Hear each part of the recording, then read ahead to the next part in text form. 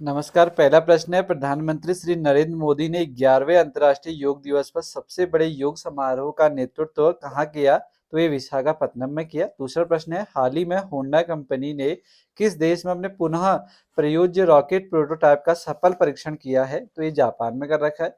तीसरा प्रश्न है, एक रिपोर्ट के अनुसार स्विस बैंकों में जमा भारतीयों का पैसा 2024 में 3 गुना से अधिक बढ़कर कितना हो गया है? तो ये हो गया 37,600 करोड़ रुपए।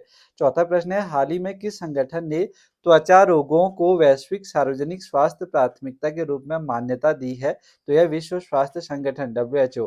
पांचवा प्रश्न है, केंद्रीय पर्यावरण मंत्री ने किस नदी में घड़ियाल के बच्चे छोड़कर घड़ियाल प्रजाति संरक्षण कार्यक्रम का शुभारंभ किया है? तो ये है गेरुआ नदी। छठा प्रश्न है, प्रतिवर्ष विश्व वर्षा वन दिवस किस तिथि को मनाया जाता है? 22 जून को मनाया जाता है। सातवां प्रश्न है, भारत ने नई दिल्ली 2025 विश्व पैरा एथलेटिक्स चैंपियनशिप के लिए कौन सा शुभंकर लॉन्च किया है? तो ये क्या रखा है? विराज। आठवां प्रश्न है, वर्ष 2025 में इंटरपोल की गवर्नेंस समिति की अध्यक्षता के लिए किसे चुना गया है? तो ये चुना गया है यूएई को। अगला है, हाल ही में सेबी ने कितने प्रतिशत से अधिक सरकारी हिस्सेदारी वाली कंपनियों को स्वेच्छा से शेयर बाजार से हटने की अनुमति देने का निर्णय लिया है? तो यह 90%।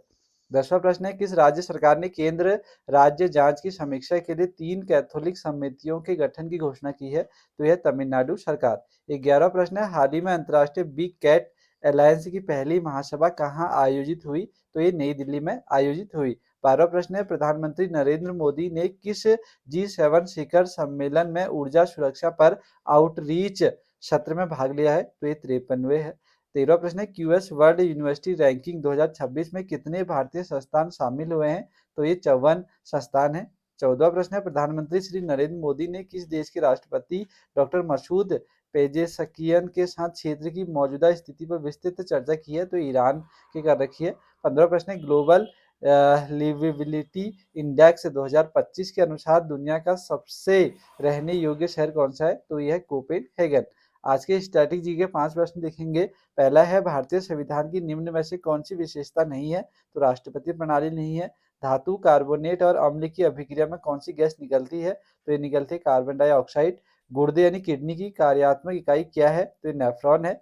ओजोन परत वायुमंडल की किस परत में स्थित होती है? यह समताप मंडल स्ट्रेटोस्फीयर में।